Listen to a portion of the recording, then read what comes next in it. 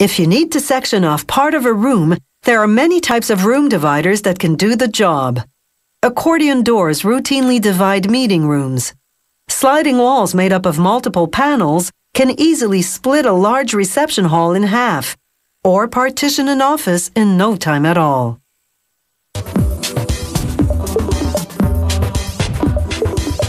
This particular company makes two types of room dividers: sliding panels called operable walls and accordion doors. Both have built-in soundproofing. The folding mechanism at the core of an accordion door is called a pantograph. It's made of flat steel bars riveted together in a crisscross configuration. A worker tightens the rivets just enough to hold the bars in position without impeding their movement. Then he inserts pins along the top and bottom, securing them with steel retaining rings. The pantograph is custom built to expand to the precise width of the door they're making. The pins attach to the covers that will later sandwich the pantograph, forming the accordion door's surface. To make those covers, they first make slats. This automated machine hot glues a band of cardboard onto a band of steel. Then a series of rollers progressively folds the sides upward, forming a steel edge around the cardboard. Finally, the machine cuts the continuous band into slats, whose length is the height of the accordion door they're making. Now workers pair up the slats, connecting them with cardboard strips.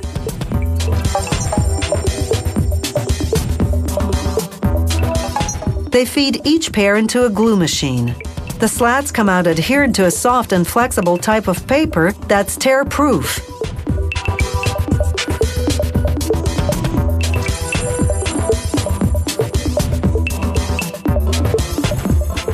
Next, workers connect 6 pairs of slats to form a panel. Then they glue on the decorative surface, in this case, commercial quality vinyl.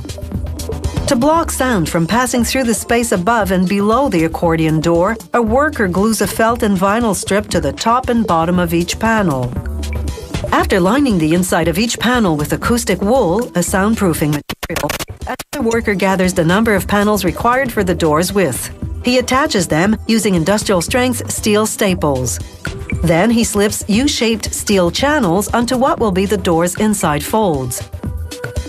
Using an air-powered machine called a serter, he presses the channels tightly in place.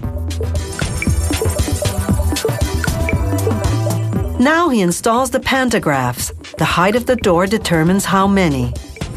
Using steel retaining rings, he locks the pantograph pins into holes on the channels. The second cover goes on the same way.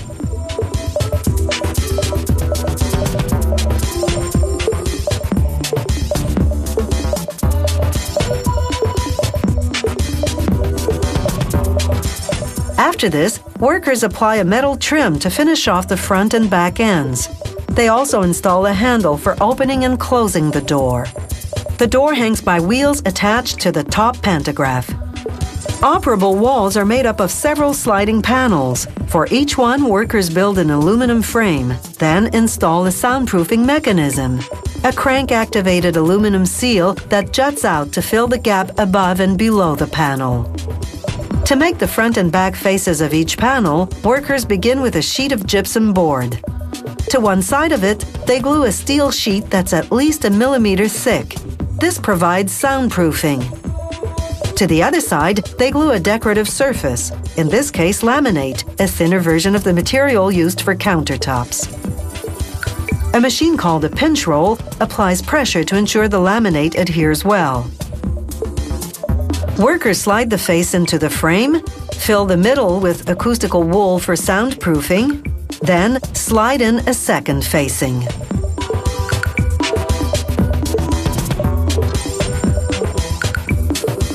They close up the bottom, then test the retractable soundproofing seal. The last step is to install the wheels that run along a ceiling rail. An operable wall can have one or many types of faces, from fabric, mirror, or galvanized steel to blackboard, marker board, or even cork bulletin board.